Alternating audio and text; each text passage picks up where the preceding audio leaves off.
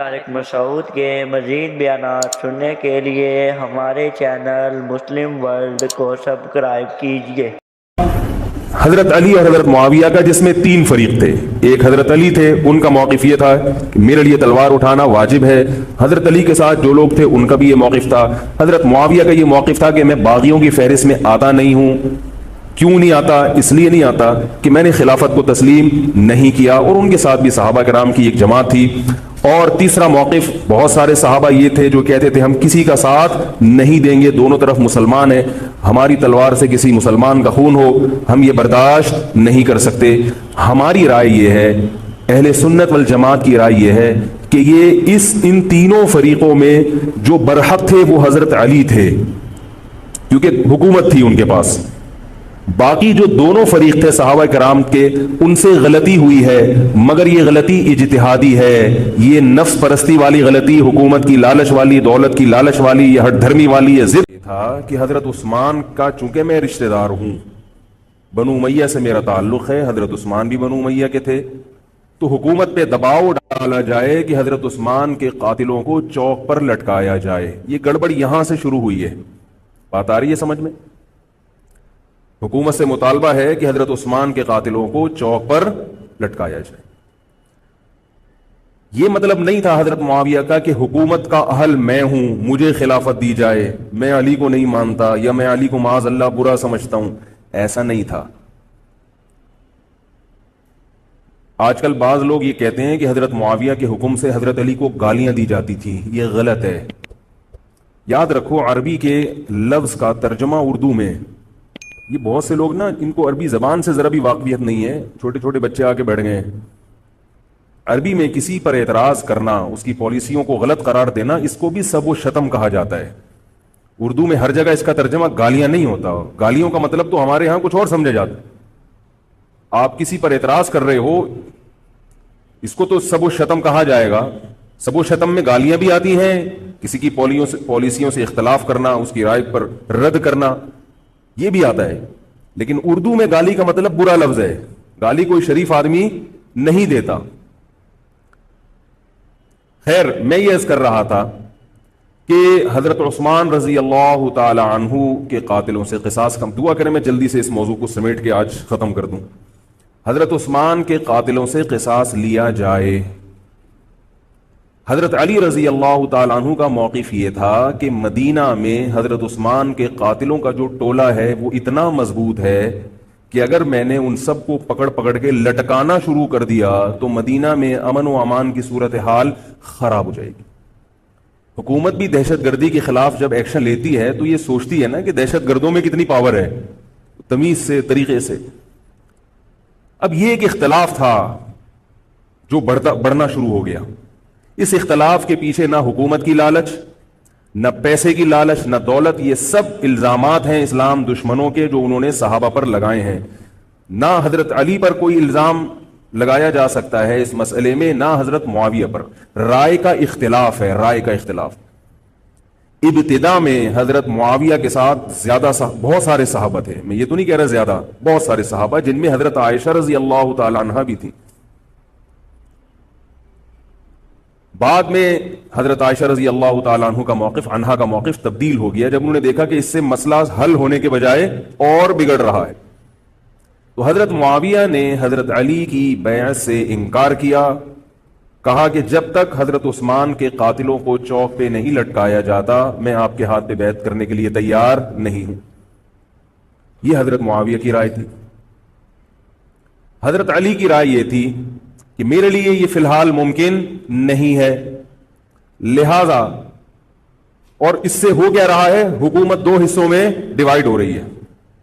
ان کی رائے یہ تھی کہ حضرت معاویہ رضی اللہ تعالی عنہ کو اپنے اس مطالبے سے دستبردار ہو کر میرے ہاتھ پہ بیعت کر لینی چاہیے، اور قرآن کا حکم ہے وَإِن طَائِفَتَانِ مِنَ الْمُؤْمِنِينَ اقْتَتَلُوا فَأَصْلِحُوا بَيْنَهُمَا فَإِن بَغَتْ إِحْدَاهُمَا عَلَى الْأُخْرَى فَقَاتِلُوا الَّتِي تَبْغِي حَتَّى تَفِيءَ إِلَى أَمْرِ اللَّهِ، کہ اگر مسلمانوں کا کوئی فریق بغاوت پہ اتر آئے، حکومت وقت سے لڑائی کرے، قاتل التی تبغی، تو جو طبقہ حکومت کو تسلیم نہیں کر رہا یا حکومت کے خلاف بغاوت کر رہا ہے اس سے قتال کرو۔ حضرت علی کا موقف یہ تھا کہ قرآن مجید کی یہ آیت مجھ سے مطالبہ کر رہی ہے کہ جو لوگ میرے ہاتھ پہ بیعت نہیں ہو رہے جبکہ میری خلافت قائم ہو چکی ہے، تو میں مسلمانوں میں تاکہ اختلاف اور انتشار نہ ہو میں اس فریق کو تلوار کے زور سے بیعت کرنے پر مجبور کروں۔ بات آ رہی ہے سمجھ میں کہ نہیں آ رہی ہے؟ آج تو پولیس بھی نہیں بلا سکتے، موبائل ہی نہیں ہے بھائی، بند پڑے ہوئے، ورنہ میں پولیس بلوا لیتا آج آپ کو بات سمجھانے کے۔ لیکن میں کہتا ہوں کہ میں پولیس اگر بلواتا، اگر پولیس ہی کو سمجھ میں نہیں آئی، یہ بھی تو بڑا مسئلہ ہے۔ خیر، تو حضرت علی کا موقف یہ تھا۔ حضرت معاویہ کا موقف یہ تھا کہ حکومت کے خلاف بغاوت غلط ہے نا، جس کو حکومت مان لیا ہو، جب تک میں نے خلیفہ مانا ہی نہیں ہے تو میرا یہ عمل بغاوت نہیں کہلائے گا۔ یہ اختلاف رائے ہے، اور یہ اختلاف صحابہ میں بھی ہوا ہے، تابعین میں بھی ہوا ہے، ائمہ مجتہدین میں بھی ہوا ہے، اور آج تک ہوتا آ رہا ہے۔ اس قسم کے اختلافات مکمل ختم نہیں ہو سکتے۔ یہ صحابہ میں بھی ہوا ہے، قرآن و حدیث کو سمجھنے کا اختلاف کہا جاتا ہے اس کو۔ اور اس اختلاف کے بارے میں نبی صلی اللہ علیہ وسلم کی صحیح حدیث ہے، اذا اجتہد المجتہد فإن اصاب فلہ اجران وإن اخطأ فلہ اجر واحد۔ جب کوئی مجتہد اجتہاد کرتا ہے، کیا مطلب قرآن و حدیث کو سمجھنے کی کوشش کرتا ہے، اگر وہ صحیح نتیجے پر پہنچ جائے تو اس کو 2 اجر ملتے ہیں، اگر غلط نتیجے پر پہنچے تو بھی 1 اجر ملتا ہے اس کو، اس لیے کہ اس کے بس میں جو تھا وہ اس نے کر لیا۔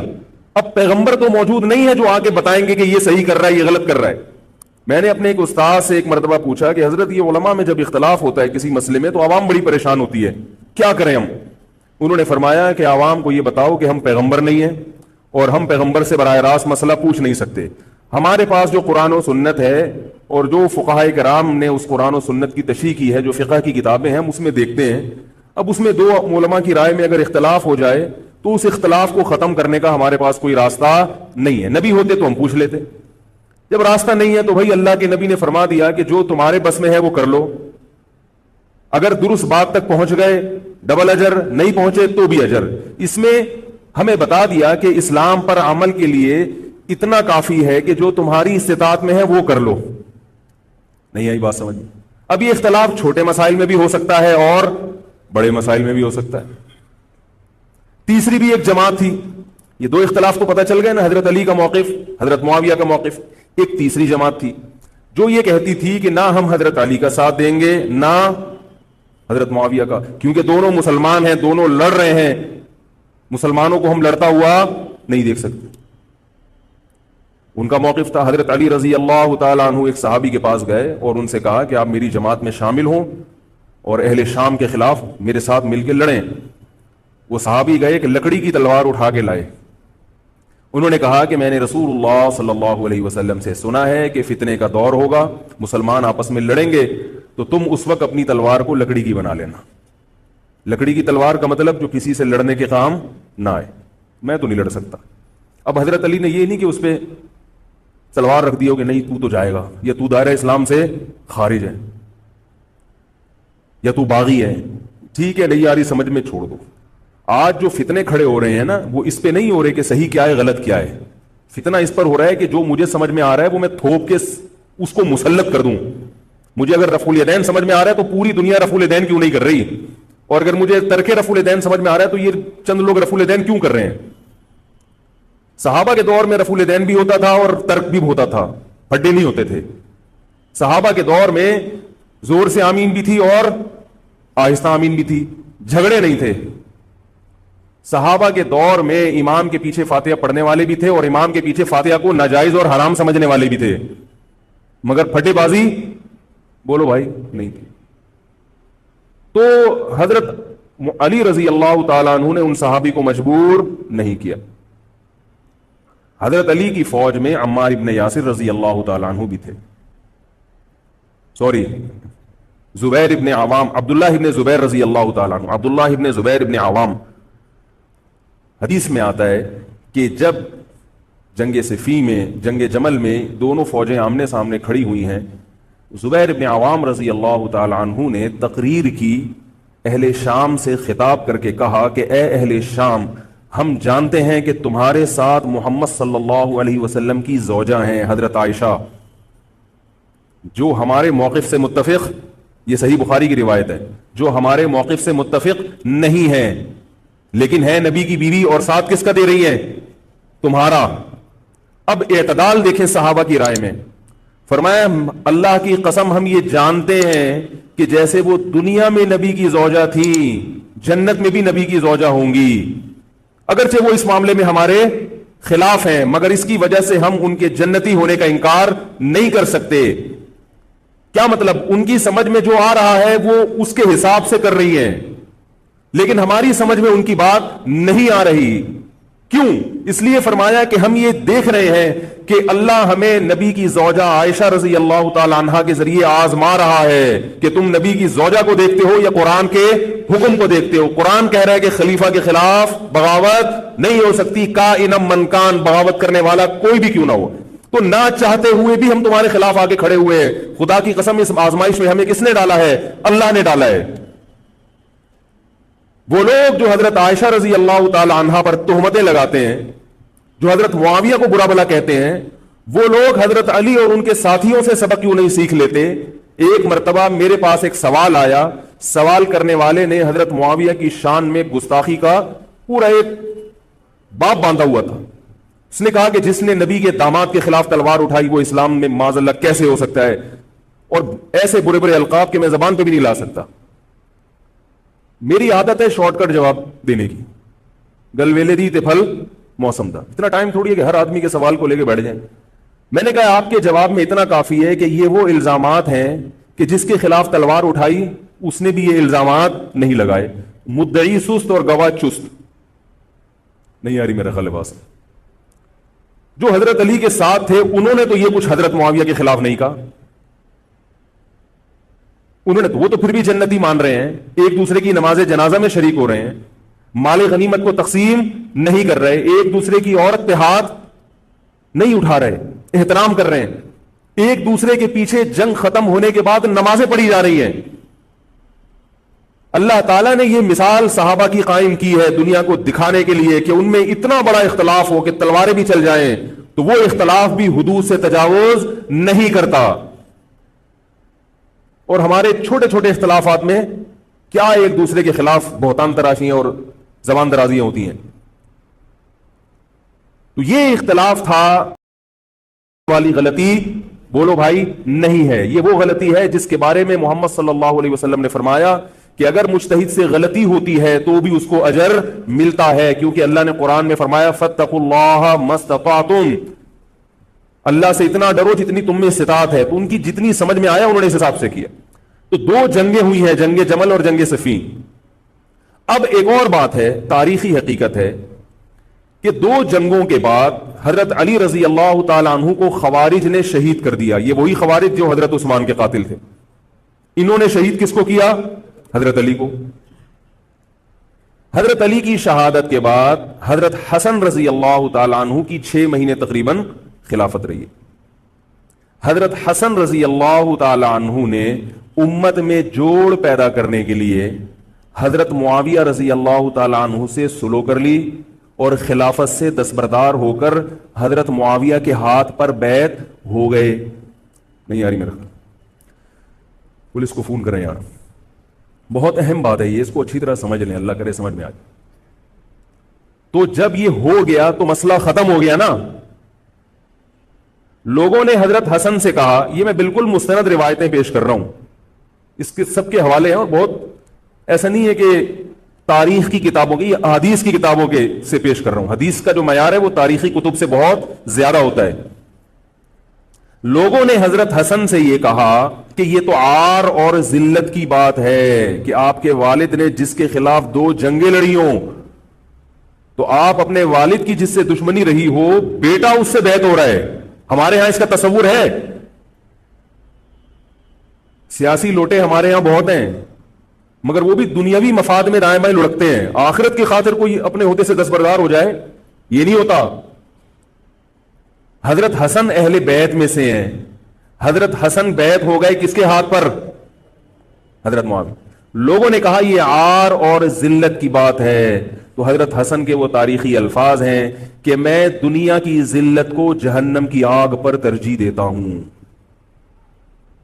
کیا مطلب؟ میں مسلمانوں کو آپس میں لڑتا ہوا نہیں دیکھ سکتا، میں نہیں لڑتا ہوا دیکھ سکتا۔ اب کوئی اس بیس پر حضرت علی پہ الزام لگائے کہ اس کا مطلب وہ لڑتا ہوا دیکھ سکتے تھے، بھائی ان کا جو موقف تھا، جو ان کی سمجھ میں آیا وہ انہوں نے کیا۔ حضرت حسن کا موقف اپنے والد کے موقف سے مختلف تھا، یہ اختلاف رائے ہو سکتا ہے۔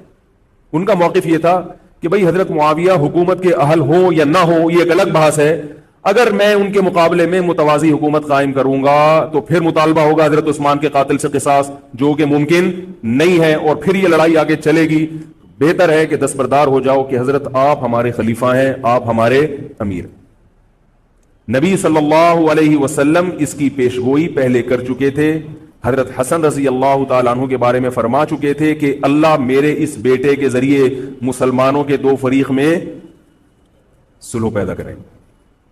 تو جو اہل بیت سے محبت کرنے والے لوگ ہیں ان کو بھی چاہیے کہ کوئی ایسا کام نہ کریں جس سے مسلمانوں میں دوبارہ سے اختلاف اور انتشار پیدا ہو جائے۔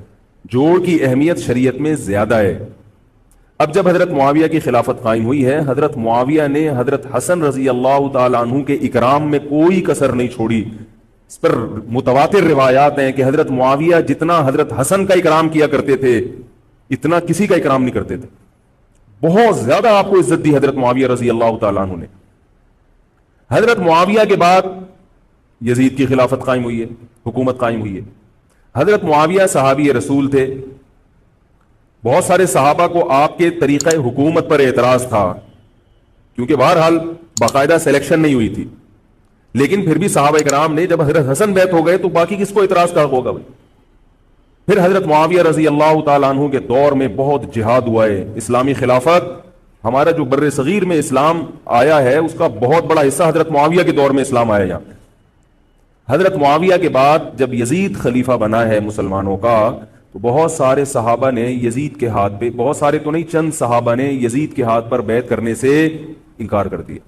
وہ اتنے تھوڑے صحابہ ہیں جن کو انگلیوں پہ گنا جا سکتا ہے، جن میں حضرت حسین بھی تھے، حضرت حسن نہیں، حضرت حسن کے بھائی، بولو بھائی، حضرت حسین۔ جمہور صحابہ کا موقف یہ تھا کہ یزید کا طریقہ خلافت اگرچہ غلط ہے، طریقہ حکومت اگرچہ غلط ہے، مگر رسول اللہ صلی اللہ علیہ وسلم کی صحیح احادیث موجود ہیں۔ نبی صلی اللہ علیہ وسلم نے فرمایا، صحیح بخاری کی حدیث ہے، اسمعوا واطیعوا ولو سلط علیکم رجل حبشی کأن رأسہ ذبیبہ۔ آپ صلی اللہ علیہ وسلم نے فرمایا، سنو اور اطاعت کرو، اگرچہ تم پر کوئی حبشی غلام مسلط کر دیا جائے جس کا سر کشمش کی طرح پچکا ہوا ہو۔ کیا مطلب؟ سلیکشن نہیں ہوئی بلکہ زبردستی مسلط ہو گیا کسی بھی طرح سے، اور جو مسلط ہوا وہ کسی بھی لحاظ سے حکومت کرنے کا اہل نہیں ہے، غلام ہے۔ غلام کبھی بھی حکومت کا اہل نہیں ہوتا، اور غلام بھی حبشی، کالا کلوٹا، گوروں سے جس کو ویسے ہی تبھی نفرت ہو، بھائی ہم سارے سفید ہیں اور یہ ایک بلیک کہاں سے آ گیا دوسری قوم کا آدمی۔ انسان دوسری قوم کے آدمی کو قبول نہیں کرتا، قوم بھی دوسری، اور فرمایا شکل بھی اچھی نہیں ہے۔ بھائی حاکم کم از کم شکل کا اچھا ہو تو اطاعت کرتے ہوئے مزہ آتا ہے، شکل بھی اچھی نہ ہو تو آدمی کہتا ہے یار اس کی مانوں میں، عجیب سا ہے یہ فطرت ہے انسان کی۔ لوگ کوشش کرتے ہیں امام لائیں تو شکل بھی اچھی ہو اس کی، یہ کوشش کرتے ہیں لوگ، امام میں پتہ نہیں کیا کیا دیکھ رہے ہوتے ہیں۔ تو کیا ہے، شکل بھی اچھی نہیں ہے اور عقل بھی نہیں ہے، سر پچکا ہوا ہے کس کی طرح؟ کشمش کی طرح۔ صحیح ہے بخاری کی حدیث۔ مطلب یہ کہ کسی بھی لحاظ سے نہ لک وائز اچھا لگ رہا ہے آپ کو، نہ اس کے اندر صلاحیتیں، مگر مسلط ہو گیا، کسی نے بھی مسلط کر دیا، تو آپ نے فرمایا اب اس کے خلاف بغاوت نہیں کرنی، اس کی اطاعت کرنی ہے۔ آپ کہیں گے یہ کیسا حکم ہے بھائی اسلام کا؟ ایک آدمی نا اہل ہے مگر اس کی مان کے چلو تو مروا دے گا۔ یہ اس لیے اسلام نے حکم دیا ہے کہ اس کے پاس پاور تھی تو مسلط ہوا ہے نا، کیا خیال ہے بھائی؟ تو اب جب اس کے خلاف چلو گے تو اس سے وہ ہٹنے والا نہیں ہے، وہ خون خرابہ کر دے گا، قتل و غارت کرے گا اور فساد پیدا کر دے گا وہ، کیونکہ اگر وہ کمزور ہوتا تو خلیفہ بنتا نہیں۔ وہ خلیفہ کی، حاکم کی ڈیفینیشن کیا ہے؟ جس کے پاس قوت نافذہ ہو۔ ایک دن ایک صاحب کہنے لگے مسلم لیگ کے دور میں، جنرل مشرف کے دور میں اس کو نہیں مانتا، میں اس کو نہیں مانتا۔ میں نے کہا آپ کے ماننے نہ ماننے سے کچھ نہیں ہوتا، وہ مسلط ہو گیا ہے، جس طریقے ہیلی کاپٹر سے آیا ہو یا فرشتے اس کو لائے ہوں. کیونکہ حاکم کی جو ڈیفینیشن ہے کہ جس کے پاس قوت نافذہ ہو. قوت نافذہ اردو کا گاڑا لفظ ہے. قوت نافذہ کہتے ہیں کہ جب وہ کچھ کہتا ہو تو کر کے دکھا سکتا ہو, چاہے فوج کے ذریعے, چاہے پولیس کے ذریعے, چاہے کسی بھی طریقے. ایک آدمی کو پوری قوم نے سلیکٹ کر لیا مگر اس کی سنتا کوئی نہیں ہے, وہ کچھ کہتا ہے تو اس کے منہ سے الفاظ نکل کے ہوا میں تحلیل ہو جاتے ہیں, چلتی کسی اور کی ہے, وہ جو کہتا ہے کر کے دکھا دیتا ہے. تو اصل حاکم کون ہے؟ جو کہتا ہے اور کر کے دکھا دیتا. اب یہ ایک الگ بحث ہے کہ یہ ظالم ہے, یہ غلط طریقے سے آیا ہے. اس پر بحث ہو سکتی ہے کہ جب یہ غلط طریقے سے آیا ہے تو اس کو قانون کے دائرے میں رہ کے ہٹانے کی کوشش کی جائے, لیکن مسلح بغاوت کرنا, اس کے خلاف بندوق اٹھانا, اس کے خلاف تلوار اٹھانا, اس کی شریعت نے اجازت نہیں دی. میں یہ نہیں کہہ رہا کہ اس کی مخالفت کی اجازت نہیں دی. نبی صلی اللہ علیہ وسلم نے فرمایا سب سے بہترین جہاد ظالم بادشاہ کے سامنے حق بات کہنا ہے. کہنے کی حد تک آپ کو مخالفت کی اجازت ہے کہ بھائی یہ جو وزیر اعظم کا بیان آیا ہے یہ بیان ملک کا بیڑا غرق کر دے گا, ان کی پالیسیاں صحیح, جیسے آج کل ہو رہا ہے کہ اخباروں میں کالم نگار اپنی اپنی رائے لکھتے ہیں حکمرانوں کے بارے میں, لکھنے کی حد تک, بولنے کی حد تک ہے. آپ مسلح دستہ لے کے بغاوت کرنے پر آ جائیں, اس کی شریعت نے اجازت, بولو بھائی کچھ نہیں ہوتا. یہ قرآن اور سنت سے بات ثابت ہے, اس کی شریعت نے اجازت نہیں دی ہے. کیونکہ آپ یہ کریں گے تو اللہ نے دنیا کو اسباب کے ساتھ جوڑا ہوا ہے. آپ کے پاس کچھ بھی نہیں ہے, نہ آپ کے پاس ٹینک ہے, نہ آپ کے پاس آرمی ہے, نہ آپ کے پاس پولیس ہے, آپ کے پاس صرف جذبہ ہے. خالی جذبہ اگر کارآمد ہوتا تو نوح علیہ الصلوۃ والسلام اور آپ کے ساتھ جو 40 افراد تھے ان میں بہت جذبہ تھا, مگر ایک طرف پوری دنیا تھی. اللہ نے جہاد کا حکم نہیں دیا. اللہ تعالیٰ نے اس دنیا کو صرف جذبات کے ساتھ یا ایمان کے ساتھ منسلک نہیں کیا, اس دنیا کو دارالاسباب بنایا ہے. جذبے کے ساتھ ساتھ کچھ طاقت اور قوت بھی ہونی چاہیے, اور یہ قوت حکومت کے پاس ہوتی ہے, پبلک کے پاس بول لو یار نہیں. اگر پبلک کے پاس ہے تو وہ بھی حکومت کی پالیسیاں ہوتی ہیں کہ یہ بھی لیاری گینگ رہنے دو تھوڑے دنوں کے لیے, ان لوگوں کے پاس تھوڑا سا کلاشن کوفے رہنے دو, حکومت جب چاہے غائب کر دے. یہ جو کلاشن کوفے لے کے لوگ گھوم رہے ہوتے ہیں نا اور بتا رہے ہوتے ہیں ہم امام مہدی کا لشکر ہیں, یہ سب گورنمنٹ کے لوگ ہوتے ہیں. آئی بات سمجھ میں؟ گورنمنٹ کی طرف سے ان کو پرمٹ ملا ہوتا ہے, ورنہ آپ چاقو لے کے بھی جو کھنجر ہے نا وہ بھی لے کے طرف گھوم کے دکھاؤ. تو جو بھی امام مہدی کا لشکر کا دعویٰ کر رہا ہے اور کہہ رہا ہے میں یوں کر دوں گا, میں یوں کر دوں گا, میرے ساتھ آ جاؤ, تو سمجھ لو گورنمنٹ نے اس کو خود ہی بٹھایا ہوا ہے. اور بعض دفعہ حکومت اپنی مخالفت کے لیے بھی بندے بٹھا دیتی ہے. یہ ایجنسی والے بڑے ہوشیار ہوتے ہیں, یہ اپنی مخالفت کے لیے پبلک بندوں کو خرید کے بٹھاتے ہیں کہ تم آرمی کے خلاف اور ایجنسیوں کے خلاف تقریریں کرو اور جہاد کا اعلان کرو. اس کا نتیجہ کیا نکلتا ہے؟ جو جو جہاد کے اعلان میں ان کے ساتھ ہوتے چلے جاتے ہیں ان کے نام ایجنسیوں کے پاس پہنچ جاتے ہیں. پھر ایجنسیاں کہتی ہیں ابھی ان کو کھل کے جہاد کرنے دو, تاکہ جتنے لوگوں میں اس قسم کے جہاد کے جراثیم ہیں وہ تمام آ جائیں اور ایک ہی دفعہ اسپرے کر کے سب کو نمٹا دیا جائے. یہ ایک بچوں کی طرح کبھی اس کو پکڑ لیا, یہ کام نہیں ہوتا. تو اس لیے کہہ رہا ہوں یہ جو نوجوان طبقہ ہے اس کو جہاد کے نام پہ الو بنانے والے ہر جگہ بہت ہیں. الو ضرور بنو مگر کسی اور عنوان سے بن جاؤ, جہاد کے نام پہ الو نہ بنو, کیونکہ کسی اور عنوان سے الو بنو گے اتنا نقصان نہیں ہوگا.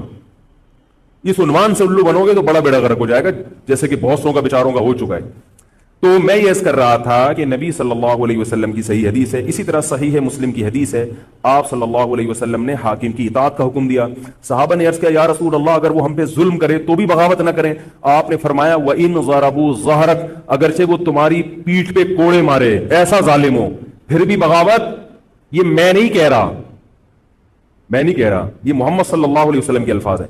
کیوں؟ اس لیے کہ آپ صلی اللہ علیہ وسلم نے اتحاد پہ زیادہ زور لگایا ہے. بھائی حکومت ایک ہوگی جیسی مرضی لنگڑی لولی ہو, مگر مسلمان کی جو ایک یونائٹی ہے, جو ایک اتحاد ہے, وہ تو برقرار رہے گا نا. اگر آپ کمزور ہو گئے تو کتنا مرضی ایمان ہو, کمزور آدمی دنیا میں کہیں بھی نہیں پنپ سکتا. تبھی میں کہتا ہوں پاکستان کی قدر کرو, جیسا مرضی ہے, ایک مضبوط آرمی تو ہے نا, ایٹم بم تو ہے, جیسی مرضی آرمی ہو, لیکن ہے تو نا. اگر یہ ختم ہو گئی اور نیک نیک لوگ آ گئے مگر اتنے پاورفل نہ ہوئے, وہ آپ کو انڈیا سے نہیں بچا سکتے, وہ آپ کو امریکہ کے شر سے نہیں بچا سکتے, کیونکہ اس وقت پوری دنیا پاکستان کی دشمن ہوئی ہوئی ہے سوائے چند ممالک کے. اور وہ جو ملک بچا ہوا ہے یہ میرے اور آپ کی تقریروں سے نہیں بچا ہوا, یہ ایٹم بم سے بچا ہوا ہے. اللہ نے دنیا کو اسباب کے ساتھ جوڑ دیا, ایٹم بم بھی ہے اور پھر ایمان کی طاقت بھی ہے کسی حد تک, جو کہ بہت ہی شارٹ ہو گئی ہے ایمان کی طاقت. تو دونوں چیزیں چلتی ہیں ساتھ, صرف بم بھی کافی نہیں ہے. اللہ نے فرمایا اگر تم تقوی اختیار کرو گے تو اللہ تمہاری مدد کرے گا, ورنہ نہیں کرے گا. تو دونوں چیزیں ضروری ہیں. تو حضرت معاویہ کے بعد یزید کے بارے میں جمہور صحابہ کا موقف یہ تھا کہ یہ جیسا مرضی ہو، ظالم ہو، عادل ہو، یہ ایک الگ بحث ہے، مگر ہے بہرحال یہی. پاور کس کے پاس ہے؟ اسی کے پاس. حضرت حسین رضی اللہ تعالیٰ عنہ کا موقف یہ تھا کہ میں یزید جیسے آدمی کے ہاتھ پر بیعت کرنے کے لیے تیار. بولو بھائی. نہیں، میں نہیں بیعت کرتا اس کے ہاتھ، کیونکہ یزید کے بارے میں خبریں تھیں، بعض کہتے تھے شراب پیتا ہے. حضرت مفتی محمد تقی عثمانی صاحب کا انہوں نے فرمایا ہے کہ کسی مستند روایت سے ثابت نہیں ہے شراب پینا. روایتیں ہیں مگر کوئی اوتھینٹک روایت نہیں ہے. تو اب نتیجہ کیا نکلا کہ حضرت حسین رضی اللہ تعالیٰ عنہ کے پاس کوفہ سے خطوط آئے. کوفہ کا گورنر تھا ابن زیاد، وہ بھی یزید کا آدمی تھا، بڑا ظالم آدمی تھا وہ. اہل کوفہ کے خطوط آئے کہ آپ آ جائیں یہاں پر، یہاں سب لوگ آپ کے ہاتھ پر بیعت کرنے کے لیے تیار ہیں. حضرت حسین کا خیال یہ تھا کہ اگر یہ سب تیار ہیں تو یزید کی حکومت بغیر لڑائی کے، بغیر بڑے قتال کے، مسلمانوں کے خون خرابے کے بغیر ختم ہو سکتی ہے. آئی بات سمجھ میں؟ جو انفارمیشن آپ کو ملی تھی، جو نالج آپ کو ملی تھی، وہ نالج غلط تھی. اگر وہ نالج صحیح ہوتی تو حضرت حسین کبھی کربلا کی طرف رخ نہ کرتے، کیونکہ حضرت حسین کا موقف بھی یہی تھا کہ مسلمانوں کی تلواریں آپس میں نہ چلیں. حضرت حسین رضی اللہ تعالیٰ عنہ کے پاس جب 50 سے زیادہ خطوط آئے ہیں اہل کوفہ کی طرف سے کہ آپ آئیے، آپ آئیے، آپ آئیے، تو پہلے حضرت حسین رضی اللہ تعالیٰ عنہ نے اپنے رشتہ دار جو آپ کے چچزاد تھے مسلم بن عقیل، ان کو بھیجا. نتیجہ کیا نکلا؟ مسلم بن عقیل کا وہاں پر حکومت نے گرفتار کر کے ان کو قتل کر دیا. اب یہ ایک ایسا ظلم تھا جس کے ظاہر ہے کہ کسی کو سفیر بنا کے بھیجا جائے، کسی کو حال احوال دیکھنے کے لیے بھیجا جائے، اور حضرت حسین کی نیت ہرگز بغاوت کی نہیں تھی. مگر کوفہ کے گورنر کو اور یزید کو یہ خیال تھا کہ خلافت کے اصل اہل یقیناً یہی ہیں. کہیں ایسا تو نہیں ہے کہ یہ امیر بننا چاہتے ہیں، یہ خلیفہ بننا چاہتے ہیں. ایک خوف اس کے دل میں بیٹھ گیا تھا، ایک لاشعور میں خوف ہوتا ہے نا انسان کے دل میں بیٹھ جاتا ہے کہ آپ 100 دفعہ بھی کہیں بھی میری یہ نیت نہیں ہے، مگر وہ ڈر رہا ہوتا ہے کہ یار یہ کچھ کر نہ لیں. تو جب مسلم بن عقیل کو شہید کیا گیا، حضرت حسین رضی اللہ تعالیٰ عنہ جا چکے تھے. جب حضرت حسین رضی اللہ تعالیٰ عنہ کوفہ کی طرف جا رہے تھے، بہت سارے صحابہ نے آپ کو منع کیا، جن میں عبداللہ ابن عمر رضی اللہ تعالیٰ عنہ بھی تھے، عبداللہ ابن عباس رضی اللہ تعالیٰ عنہ بھی، کہ آپ یہ کام نہ کریں. بعض نے تو کہا کہ ہمیں آپ کی شہادت کا یقین ہے، کیونکہ جس حالات میں آپ جا رہے ہیں حکومت یہ سمجھے گی کہ بغاوت کرنے آ رہے ہیں، لہذا وہ آپ کو کیا کرے گی؟ اس بیس پہ قتل نہیں کرے گی کہ آپ نواسہ رسول ہیں، کیونکہ وہ بھی مسلمان تھے. اس بیس پہ قتل کرے گی کہ آپ کی نیت کیا ہے؟ حکومت کے خلاف بغاوت. تو ان کے پاس ایک اپنے آپ کو برحق ثابت کرنے کے لیے ایک دلیل ہوگی کہ حکومت کا باغی جو بھی ہو اسے کیا کر دو؟ قتل. رسول اللہ صلی اللہ علیہ وسلم نے فرمایا، صحیح حدیث ہے، کہ جب مسلمان کسی ایک امیر پہ جمع ہو جائیں تو اس کے خلاف جو بھی اٹھے، نبی نے فرمایا اس کو قتل کر دو، کائن من کان، چاہے وہ اس کے خلاف اٹھنے والا کتنا ہی نیک کیوں نہ ہو. یہ حدیث کے الفاظ ہیں. حضرت حسین کا موقف یہ تھا کہ میں نے ابھی تک یزید کی خلافت اور حکومت کو تسلیم نہیں کیا، لہذا میں اس وعید میں داخل نہیں ہوں. اب ہوا یہ کہ حضرت حسین رضی اللہ تعالیٰ عنہ جب گئے ہیں اور کربلا کے مقام پہ پہنچے ہیں، تو وہاں آپ رضی اللہ تعالیٰ عنہ کو مسلم بن عقیل کی شہادت کا بھی پتہ چلا، اور اندازہ ہوا، میں بہت شارٹ کر کے سنا رہا ہوں، اندازہ ہوا کہ حالات ایسے نہیں ہیں جیسے میں سمجھ رہا تھا. عبید اللہ جو ابن زیاد تھا بدبخت، اس نے حضرت حسین کو یہ کہا کہ بغیر کسی شرط کے حضرت حسین کو گرفتار کر کے لاؤ اور میرے ہاتھ پر بیعت کراؤ. یہ رسول اللہ صلی اللہ علیہ وسلم کے نواسے کی توہین تھی کہ آپ صلی اللہ علیہ وسلم کے نواسے ہیں اور ان کے ساتھ ایسے معاملہ کیا جائے جیسے ایک عام شخص کے ساتھ معاملہ کرتے ہیں. ان کو گرفتار کر کے معاذ اللہ گھسیٹ کے لاؤ اور میرے ہاتھ پر بیعت پر کیا کرو، ان کو مجبور کرو. حضرت حسین رضی اللہ تعالیٰ عنہ کا کربلا کے میدان میں موقف یہ تھا کہ میں اگر بیعت ہوں گا تو ڈائریکٹ یزید کے ہاتھ پہ بیعت ہوں گا جو مسلمانوں کا خلیفہ ہے، ابن زیاد کے ہاتھ پر بیعت نہیں ہوں گا. یہ بھی اس تاریخ کا ایک اہم پہلو ہے کہ حضرت حسین نے کوفہ جانے کا ارادہ ترک کر دیا اور کربلا سے شام جانے کا آپ رضی اللہ تعالیٰ عنہ نے ارادہ کر لیا. اور بعض مورخین نے لکھا ہے کہ حضرت حسین جو واپس آ رہے تھے تو وہ کربلا سے گزر رہے تھے, وہ واپسی کا راستہ ہی شام کا راستہ ہے.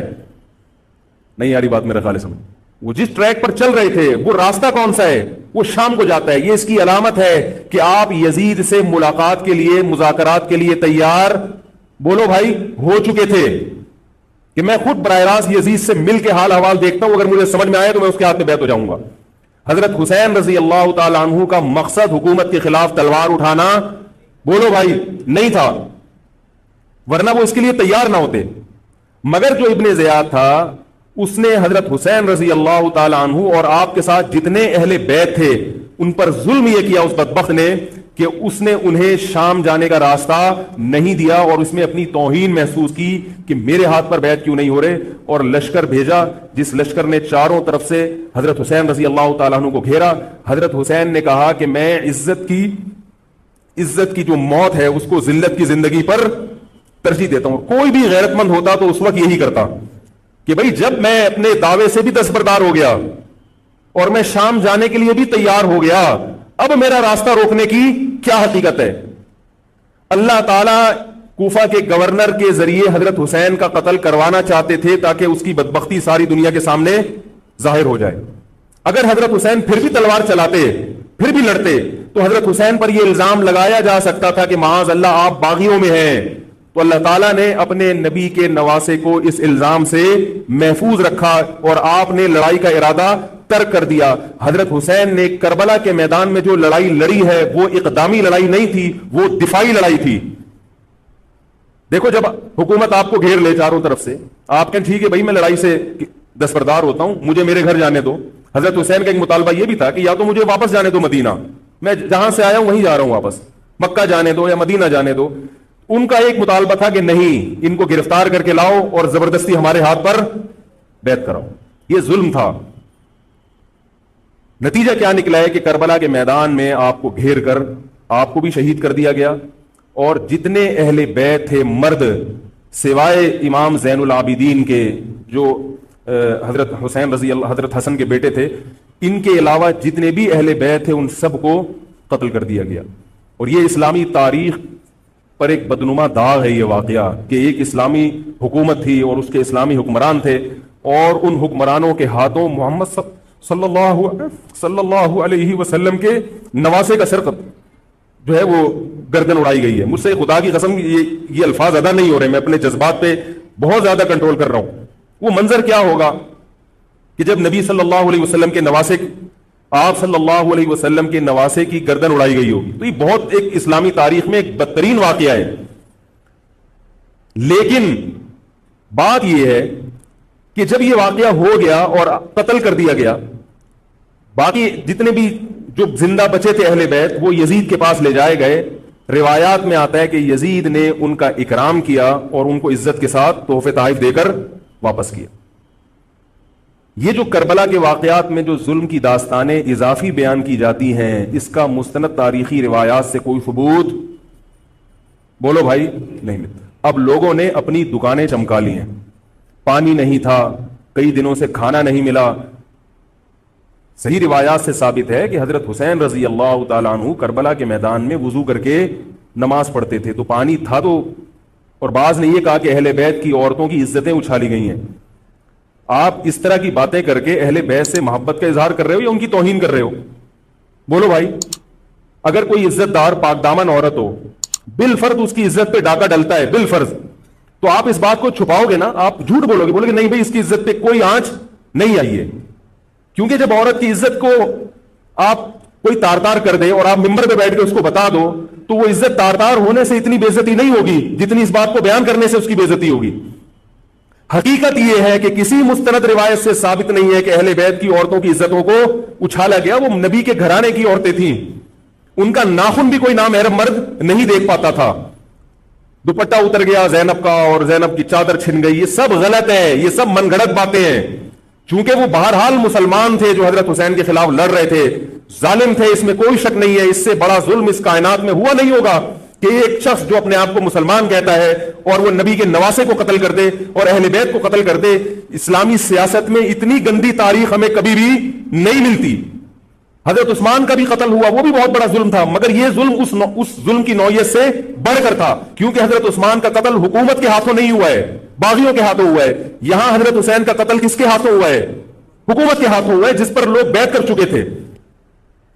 تو یہ اسلامی تاریخ میں ایک بہت بڑا بدنما داغ ہے, مگر اس کو بیان جس انداز سے کیا جاتا ہے اور جتنے قصے کہانیاں من گھڑت سنائے جاتے ہیں ان کا حقیقت سے تعلق نہیں ہے. ہماری نظر میں چاہے پانی بند کیا ہو یا نہیں کیا ہو, کھانا ملا ہو یا نہیں ملا ہو, ہماری نظر میں حضرت حسین رضی اللہ تعالی عنہ کا سر قلم کر دینا ہی کائنات کا بدترین ظلم ہے. یہی ایسا ظلم ہے کہ جس پر جتنا غم کیا جائے کم ہے. غم منایا نہیں, غم کیا جائے. منانا الگ چیز ہے, غمزدہ ہونا الگ چیز ہے.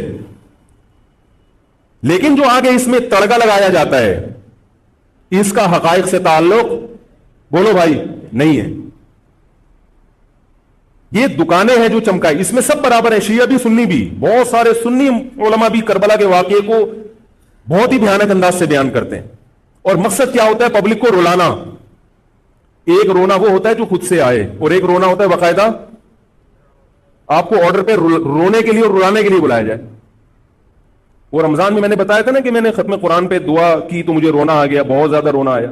اگلے دن ایک صاحب کہنے لگے مولوی صاحب آج بھی ایسی ایک دعا ہو جائے. میں نے کہا میں آرڈر پہ نہیں روتا, میں آرڈر پہ نہیں روتا. اب تو آ بھی رہا ہوگا تو نہیں آئے گا. نہ انسان کسی کے مشورے سے ہنس سکتا ہے اور نہ انسان کسی کے مشورے سے رو. اگر آپ کسی کے مشورے پہ رو رہے ہیں اس کا مطلب ڈرامے بازی. آپ کو فلم کا ایکٹر ہونا چاہیے, آپ کو ڈرامے جوائن کرنے چاہیے, وہاں آپ اچھے چل سکتے ہیں. جیسے کہ ہمارے ایک مشہور اسکالر ہیں, ان کے بارے میں لوگ یہ کہتے ہیں ان کو فلموں میں ہونا چاہیے تھا, پتہ نہیں یہ جیو پہ کیوں آ رہے ہیں. وہ آرڈر پہ روتے بھی ہیں, آرڈر پہ. اب چونکہ یوٹیوب کا دور ہے, میں پہلے جو کربلا کے واقعات جو لوگ بیان کرتے ہیں ان کی تقریریں نہیں سنتا تھا. اب کیا ہوتا ہے, بعض دفعہ بیٹھے ہوئے ہیں کہیں سفر پہ جا رہے ہیں تو یوٹیوب کی ویڈیو, ہم نے کہا چلو یار ہم بھی سن لیں. ایسی چہک چہک کے منہ بنا بنا کے گھما گھما کے تقریریں ہوتی ہیں, لگتا ہے کہ یہ باقاعدہ ایک ڈرامہ ہے, اداکار ہے, فنکار ہے جس کو ڈرامے بازی کے لیے یہاں یہ حضرت حسین کی شہادت کو کیش کرا رہے ہیں. یہ حضرت حسین سے محبت کرنے والے نہیں ہیں, یہ ان کی شہادت کو دیکھو. اس کی مثال ایسے جیسے کوئی محلے میں مر گیا, کسی سیٹھ کا بیٹا مرا, اب آپ کو سیٹھ سے قرضہ چاہیے تو سب سے زیادہ آپ روگے نا, تاکہ سیٹھ صاحب سمجھیں کہ محبت سب سے زیادہ کس کو ہے؟ آپ کو. تو آپ اس کی بیٹے کی موت کو کیا کرا رہے ہو؟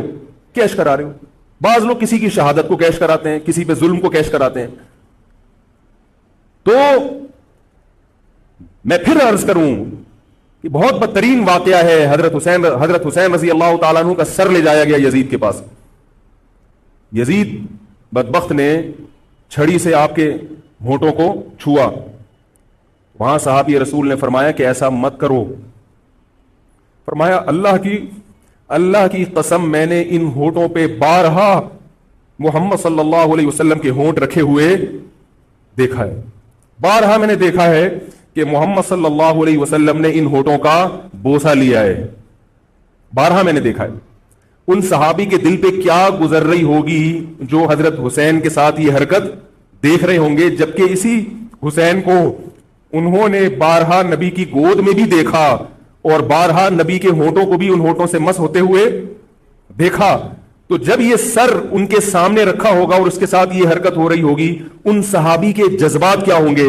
مگر اس کے باوجود جو بتانے کی بات ہے, جو میں بتانا چاہتا ہوں, انہوں نے یزید کے خلاف بغاوت نہیں کی کہ جس یزید نے حضرت حسین کا یہ حشر کر دیا ہو, اگر اس کے خلاف بغاوت ہوگی تو باقی مسلمانوں کا کیا حشر کرے گا. اس میں صبر کی تلقین بھی صحابہ نے بتائی ہے کہ حاکم کے مظالم کو برداشت کیا جائے, زبان سے اس کو ہائی لائٹ کیا جائے کہ غلط ہو رہا ہے, تلوار نہ اٹھائی جائے. بات نہیں آ رہی میرے خیال ہے سمجھ میں, کیونکہ آج ایک واقعہ ہوا ہے ورنہ کربلا جیسے درجنوں اور واقعات ہو جائیں گے. تو صحابہ کرام کی سیرت میں ہمیں ہر طرح کے اسباق ملتے ہیں. تو میں یہ عرض کر رہا تھا کہ یہ ہے وہ کربلا کا واقعہ جس کا میں نے آپ کو خلاصہ بیان کیا. اس کے بعد کیا ہوا ہے کہ یہ جو بنو امیہ کی حکومت تھی, اس کی وہ ویلیو صحابہ کرام کے دل میں نہ رہی جو پہلے کسی حد تک برقرار تھی. یہ بہت ایک حکومت کے خلاف لوگوں کے دل میں بغض پیدا ہو گیا اور بالآخر بغاوتیں شروع ہوئیں. لیکن جمہور صحابہ کا موقف پھر بھی یہی تھا کہ حکومت کے خلاف بغاوت جائز, بولو بھائی, نہیں. اور اسی طرح کے ظالم لوگ آتے رہے اور انہی کی اولادوں میں بنو امیہ میں اللہ نے پھر عمر ابن عبد العزیز کو پیدا کیا. عمر ابن عبد العزیز بھی انہی ظالم لوگوں کی اولاد تھے، مگر اسلام چونکہ قیامت تک رہنے کے لیے آیا ہے تو اللہ کو اپنا دین محبوب ہے، اللہ غیب سے انتظام کرتے ہیں. عمر ابن عبد العزیز جیسے ہی حکومت میں آئے ہیں، خلیفہ بنے ہیں، آپ رضی اللہ تعالی عنہ نے وہ بنو امیہ کی جو جاہلانہ چیزیں تھیں ان سب کو ختم کر دیا. حکومتی ملکیت کو جو ذاتی خزانہ لوگ سمجھنا شروع کر دیا تھا اس کو ختم کیا. عمر بن عبد العزیز کی ایک تاریخ ہے، ان کو 5واں خلیفہ راشد کہا جاتا ہے. علم حدیث کو مرتب کیا گیا، فقہ کو مرتب کیا گیا، حدیث کا علم ضائع ہو رہا تھا. آپ نے حکم دیا کہ اکتب ما کان من حدیث رسول اللہ صلی اللہ علیہ وسلم فانی اخاف ضیاع العلم والعلماء. فرمایا مجھے علم اور علماء کے ضائع ہونے کا خطرہ ہے، محمد صلی اللہ علیہ وسلم کی حدیثوں کو ریٹن فارم میں لایا جائے. تو باقاعدہ پھر حدیث کو باقاعدہ جمع کیا گیا کتابوں کی شکل میں، اور آج ہمارے پاس وہ حدیث محفوظ ہیں. فقہاء کرام کا دور آیا تو اللہ تعالیٰ نے حضرت عمر بن عبد العزیز کے دور میں امت کو الحمدللہ دوبارہ جمع کر دیا. عمر بن عبد العزیز کے بعد پھر بغاوتیں ہوئیں، بالآخر بنو امیہ کی حکومت کا خاتمہ ہوا، بنو عباس کی حکومت آئی. مگر بنو عباس کی حکومت آنے سے بنو امیہ کی حکومت مکمل ختم نہیں ہوئی. وہی ہوا کہ آپ نے اچھی نیت سے بغاوت کی مگر اس کا نقصان زیادہ. وہ کیا ہوا؟ بنو امیہ بھاگ گئے، اندلس میں حکومت قائم کر لی، اور ادھر بنو عباس کی. تو یہ تاریخ میں پہلا واقعہ تھا کہ اسلامی خلافت 2 حصوں میں ڈیوائیڈ ہو گئی. اس کے بعد آج تک ایک جگہ مسلمان جمع نہیں ہو سکے. کیوں؟ مسلمانوں نے اس حدیث کی مخالفت کی کہ امیر کے خلاف بغاوت بولو بھائی نہیں کرو. اب میں آپ سے ایک بات کہتا ہوں کہ بالآخر ڈیوائیڈ ہوتے ہوتے ہوتے ہوتے آج پتہ نہیں کتنے سارے اسلامی ملک بن گئے. پاکستان میں الگ ہے، سعودی عرب کی پالیسیاں الگ ہیں، دبئی الگ چل رہا ہے، قطر اور سعودیہ کا پھڈا ختم نہیں ہو رہا. 1920 تک تو پھر بھی خلافت عثمانیہ تھی، اگرچہ پوری دنیا پہ نہیں تھی. ہندوستان میں الگ حکومت تھی، خلافت عثمانیہ الگ تھی، اندلس میں الگ حکومت تھی، مگر پھر بھی مسلمانوں کی 3-4 بڑی بڑی حکومتیں تھیں جو ایک اور کسی حد تک ان میں اتحاد تھا. 1920 میں وہ بھی ختم، اور اتنے سارے ممالک وجود میں آ گئے، سب کی الگ الگ پالیسیاں ہیں. اب جو آدمی خلافت کے نام پہ جہاد کی بات کرتا ہے وہ لوگوں کو ایک امیر پہ جمع نہیں کرے گا. جتنے ملک بن چکے ہیں نا ان کو مزید توڑ کے، اگر یہ 20 ہیں تو 40 بنا دے گا ان کو. بہت مشکل ہے سمجھانا بھائی. اب اگر کوئی کہتا ہے نا ظالم حاکم کے خلاف تحریک چلاؤ، آؤ ہمارے ساتھ مسلح بغاوت میں شامل ہو، ہم حکومت کے خلاف تلوار اٹھائیں گے، تو نتیجہ کیا نکلے گا؟ یہ سارے مل کے ایک امیر نہیں بن جائیں گے. یہ اگر 20 ہے نا تو کتنے ہو جائیں گے؟ بولو بھائی 40. جیسے جو جماعت المسلمین بنی نا کہ 4 فقہ ہیں، حنفی، شافعی، مالکی، ہم نہیں مانتے، تو سب کو ختم کرو، ایک بناؤ. تو اس ایک بننے سے یہ ختم نہیں ہوئے، بلکہ 4 کے بعد کتنے ہو گئے؟ 5 ہو گئے. نہیں آ رہی بات؟ میرا خیال آ رہی ہے الحمدللہ. اور بھی جو بھی اس کی باتیں کر رہے ہیں نا امت کو اتحاد کے لیے آ جاؤ، میرے پاس آ جاؤ، تو وہ 6واں بنا رہا ہے، 7واں بنا رہا ہے، پھر 8واں بنا رہا ہے، ایسے بنتے چلے آ رہے ہیں. او بھائی جو ہے وہاں بریک لگا دو، اللہ کا واسطہ روک دو ان کو. کوئی بات نہیں، 4 ہیں، جو جس کو فالو کرے ٹھیک ہے، کچھ نہیں ہوتا اس سے، ہمیشہ سے چلے آ رہے ہیں. تو اب اگر ایک خلیفہ نہیں ہے، ہونا تو چاہیے ایک ہی خلیفہ، نہیں ہے تو جو ہے اسی پہ گزارا کرو، ورنہ اس سے بھی جاؤ گے، اس سے بھی جاؤ گے. تمہاری کوئی مضبوط طاقت اور قوت ہوگی نہیں. کافر جب چاہے گا تمہیں ٹیشو پیپر کی طرح استعمال کر کے پھینک دے گا. تو کربلا کے واقعہ سے ہمیں کیا سبق ملتا ہے؟ علامہ ابن تیمیہ رحمہ اللہ تعالی فرماتے ہیں کہ جمہور صحابہ کی جو رائے تھی، حضرت حسین رضی اللہ تعالیٰ عنہ کی بھی اپنی ایک رائے تھی، مگر ابن تیمیہ رحمہ اللہ فرماتے ہیں کہ اگر حضرت حسین رضی اللہ تعالیٰ عنہ کربلا کی طرف خروج نہ کرتے تو ابن تیمیہ کی رائے یہ ہے کہ یہ زیادہ بہتر تھا. اب آپ کہیں گے کہ صحابی رسول کی رائے سے اختلاف کر رہے ہیں، نہ وہ کہہ رہے ہیں وہ جو جمہور صحابہ تھے جو حضرت حسین کو منع کر رہے تھے وہ بھی تو صحابہ تھے. حضرت حسن بھی تو صحابی تھے. حضرت حسن نے حضرت معاویہ کے خلاف لڑائی نہیں لڑی. تو صحابہ کی 2 رائے تھی، جمہور ایک طرف تھے. تو فرماتے ہیں اگر یہ نہ ہوتا تو زیادہ بہتر تھا. لیکن حضرت حسین رضی اللہ تعالی عنہ کے بارے میں ہمارا موقف یہ ہے کہ وہ یہ سب کچھ اس وقت کے جو حالات تھے اس میں کوئی بھی ہوتا اور غیرت مند ہوتا تو وہ یہ کرنے پر مجبور تھا. اور اس میں دھوکہ کس نے دیا حضرت حسین کو؟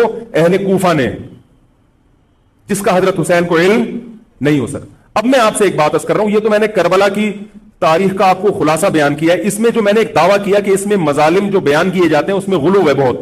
اس غلو کی ایک دلیل گل ویلے دی تے پھل موسم دا. اب میں آپ کو تاریخی کتابوں کے حوالے دوں، وہ بہت لمبی بات ہوگی، اس میں بہت تضاد ہے. آپ یہ جو خطیب ہے نا جو کربلا کے مظالم بیان کرتے ہیں، ان خطیبوں کے بیان سنیں، ہر آدمی کا بیان دوسرے سے مختلف ہوگا. یہ خود اس کی علامت ہے، یہ کسی ایک بات پر ٹکنے کے لیے تیار نہیں ہے. ان کا مقصد ہے رونا اور پبلک کو رلانا. رونے کا اپنا ایک مزہ ہے. آپ کہیں گے بھائی رلانے میں کیا ملتا ہے؟ بھائی جیسے ہنسنے کا مزہ ہے ایسے ہی آرڈر پہ باقاعدہ رونے کا بھی ایک تو رونا غم سے ہو رہا ہوتا ہے اس میں مزہ نہیں آتا. ایک آرڈر پہ جب انسان روتا ہے اس کا اپنا ایک مزہ ہے. تو اللہ کے بندو حضرت حسین کی شہادت کو کیش مت کراؤ. صحابہ کرام پہ جو مظالم ہوئے ہیں ان کو آپ اپنی ذات کو چمکانے کا اور اپنی دکانداری کا ذریعہ نہ بنائیں, چاہے کوئی سنی ہو یا شیعہ ہو. بعض سنی لوگ بھی بڑا تڑکا لگاتے ہیں اس میں. ایسا نہیں ہے. اس بارے میں نے جو اسٹڈی کی ہے, مطالعہ کیا ہے, سب سے زیادہ مضبوط تحریر, سب سے زیادہ مضبوط موقف حضرت مفتی محمد تقی عثمانی صاحب دامت برکاتہم کا ہے. حضرت مفتی محمد تقی عثمانی صاحب دامت برکاتہم کی شخصیت ایسی ہے, دیکھو جو مولوی ہوتا ہے نا وہ مولویوں کو سمجھتا ہے, پبلک نہیں سمجھتی. ڈاکٹر کو پتا ہے نا کہ کون سا ڈاکٹر اچھا ہے کون سا گڑبڑ ہے. عام آدمی تو اس کو اچھا سمجھیں گے جو لوگوں کو الو بنا رہا ہے. پبلک کو نہیں پتا ہوتا کہ کس میں کتنا دم ہے. او بھائی سونار کو پتا ہوگا نا کہ یہ اصلی سونا ہے یا ہمارے جاننے والے ہیں کباڑ, وہ دھات پہ ہاتھ رکھ کے بتاتے ہیں پیتل ہے, سونا ہے, تانبا ہے, لوہا ہے, ہاتھ رکھ کے بتا دے گا. حالانکہ اس نے کسی یونیورسٹی سے کوئی کورس نہیں کیا, نہ کوئی سائنسدان ہے. وہ کام کیا ہے کباڑ کا, ساری زندگی یہی کام کیا ہے. تو جو مولوی لوگ ہوتے ہیں ان کی ساری زندگی اسی میں گزری ہوتی ہے, پڑھنے پڑھانے میں, بشرطے کہ ہوں بھی مولوی. روحانی علاج والے مولوی نہیں ہوتے, نام کے مولوی ہوتے ہیں. ان کو پڑھنے کے علاوہ دنیا کے سارے کام آتے ہیں. کتابوں سے ان کو نفرت ہوتی ہے, وہ جھاڑ پھونک جن چڑیل وہ اسی سے دکانداری چمچاتے ہیں. ہر داڑھی والا ہر پگڑی والا مولوی نہیں ہوتا. تو جو مولوی ہوتا ہے اس کو پتا ہوتا ہے کہ کون سا مولوی کتنے پانی میں ہے.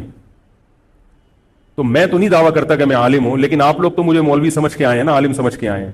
تو آپ کے نظریے کے مطابق میں کہتا ہوں کہ اگر آپ مجھے عالم سمجھتے ہیں تو میں آپ کو بتاؤں کہ پاکستان میں حضرت مفتی محمد تقی عثمانی صاحب جیسا مضبوط علم والا, اور علم بھی بہت سے لوگوں کے پاس ہوتا ہے مگر اعتدال نہیں ہوتا طبیعت میں, وہ باہر کے ماحول سے متاثر ہو جاتے ہیں.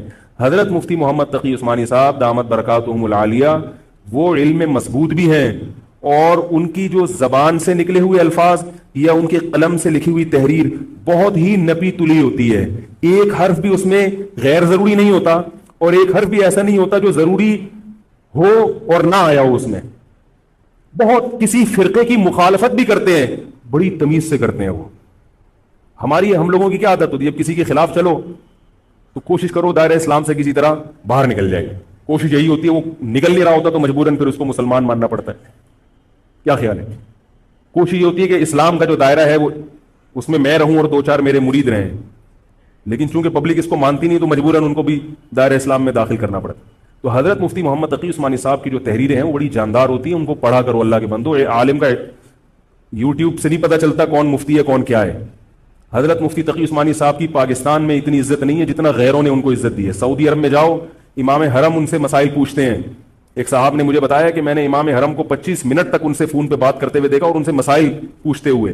عرب علماء ان کی قدر کر رہے ہیں, ملیشیا میں ان کی قدر ہے, پاکستان میں لوگوں کو ان کا پتہ ہی نہیں. میں یہ نہیں کہہ رہا کہ وہ ان سے کوئی خطا ہو ہی نہیں سکتی. تکافل کے معاملے میں حضرت مفتی محمد تقی عثمانی صاحب کی جو رائے ہے, تو میں تو بہت ہی چھوٹا آدمی ہوں, میں یہ نہیں کہہ سکتا, لیکن جن علماء کی رائے ان کے خلاف ہے میرا موقف بھی وہی ہے. میں تکافل کے معاملے میں حضرت مفتی تقی عثمانی صاحب کی رائے کو ہم لوگ صحیح نہیں سمجھتے, لیکن بہرحال اجتہادی اختلاف ہے, یہ نہیں کہ وہ غلط ہیں.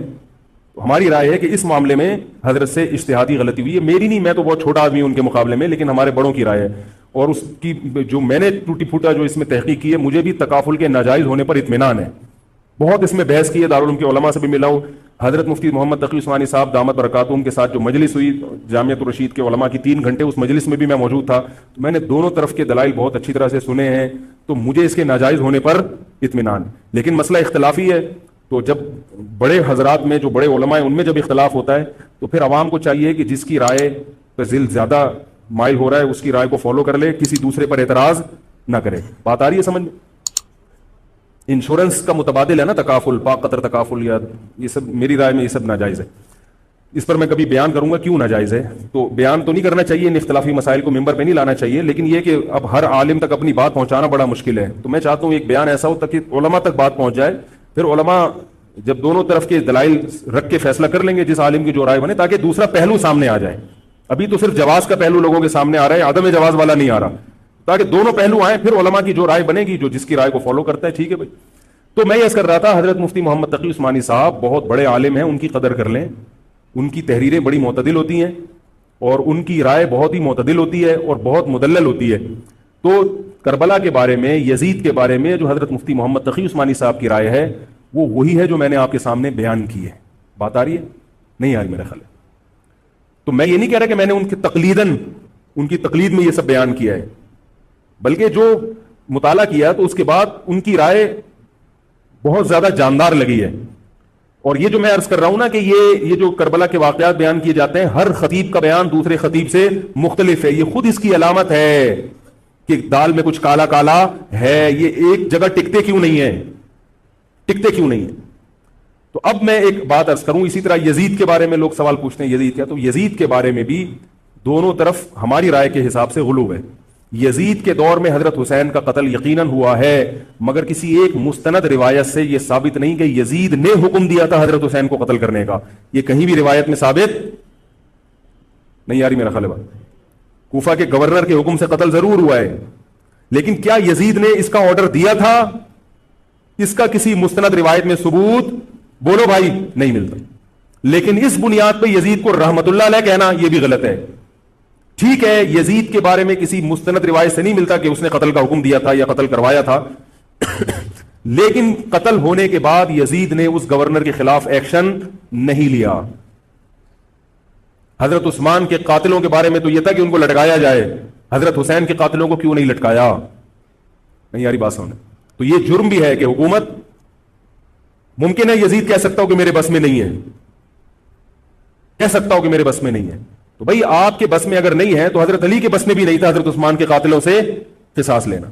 تو اس لیے یزید کو بالکل معصوم قرار دینا یہ بھی غلط ہے. وہ مجرم تھا، لیکن اس کو اتنا لعنتی قرار دے دینا کہ گویا حضرت حسین کو اس نے قتل کرایا تھا، اس کا بھی کسی تاریخی مستند روایت سے ثبوت نہیں ملتا.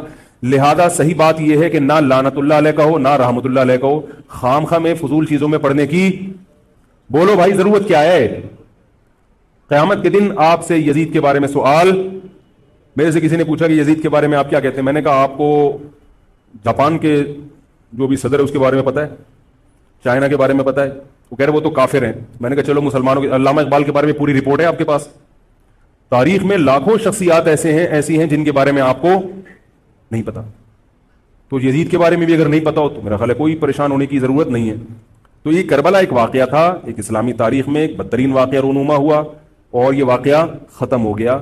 ہمیں جو قرآن اور سنت نے جس بات کا حکم دیا ہے ہمیں طارق مسعود کے مزید بیانات سننے کے لیے ہمارے چینل مسلم ورلڈ کو سبسکرائب کیجیے.